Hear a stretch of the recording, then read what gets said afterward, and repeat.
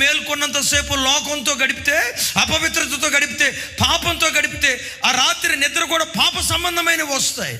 మేల్కొన్నంతసేపు నువ్వు ప్రభుతో బ్రతికితే నీకు తెలియకుండా నీ నిద్ర కూడా ప్రభుతో కూడా ఉంటుంది.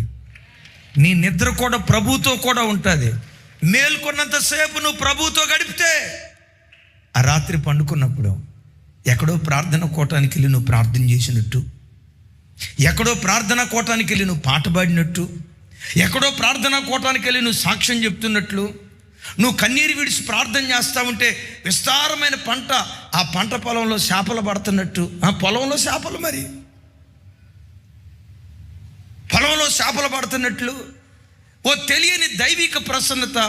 మేల్కొన్నంతసేపు పగటిపూట నువ్వు దేవునితో గడిపితే నీ నిద్ర కూడా తెలియకుండా ప్రభువుతో ఉండటానికి దేవుడు కృప చూపిస్తాడు.